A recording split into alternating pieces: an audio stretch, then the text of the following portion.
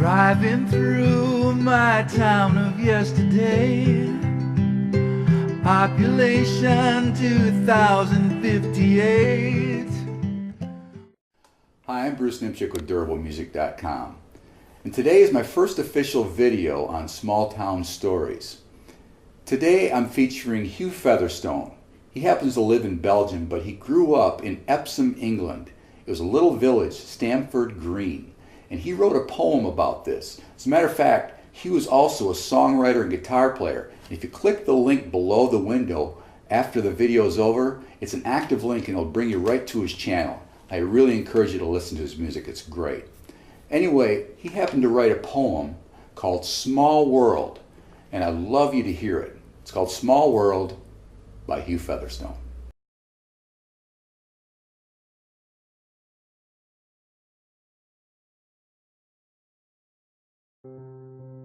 The world I knew when I was small slid sideways to the left.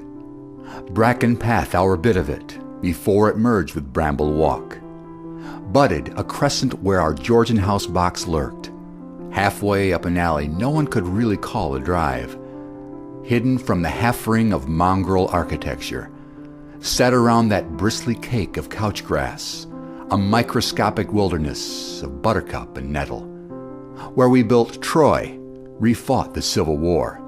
Bayoneted Huns were shot in the gut, as Indians often are, or died in lethal showers of Zulu metal. Cars were few in the 50s and somehow old. Even when new, they basked in the oily sunlight, two wheels on the grass.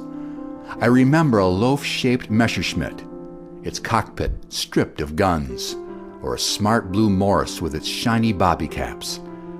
And a sort of almost Armstrong, pocked with rust, that leaned upon a greasy wedge of wood. A bubble car from Italy, and a gray-brown plastic Bond, 1/3 of its wheels off, grimed with dust. These lined the gravel of the crescent's lower curve, the gentle slope I walked to school, the sweet shop or the pond. Though thinly numbered in our gang of thieves, sisters being vetoed by common accord, there were a few girls of skinny otherness, whose hair smelt, well, different, just clean perhaps, and whose legs, whenever I could glimpse them, made me feel privileged for every creamy inch. Aged 8, I locked one in a rabbit hutch. It forms the basis of our friendship still, for I have no memory of letting her out. And there were mothers all so young, so fresh from war. Their skirts were wide and brimmed with summer color, and you could hide your head in them, as bees in flowers. All confidence they hung our kitchen door with gauzy light, talking their practical code, a language closed, to those ancient in their mock Gothic brick, who leaned on gates, yes, really, and smiled and nodded, and smoked their woodbines and recalled how narrowly they missed the Blitz, but knew someone who hadn't. With the cheeriest of Cheerios, I was much loved. I'd rev my pedal car and speed away from their nostalgia into my own bright day.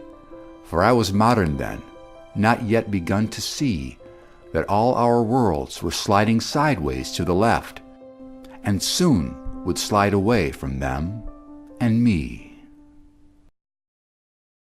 So there you have it. There's our first official small town story.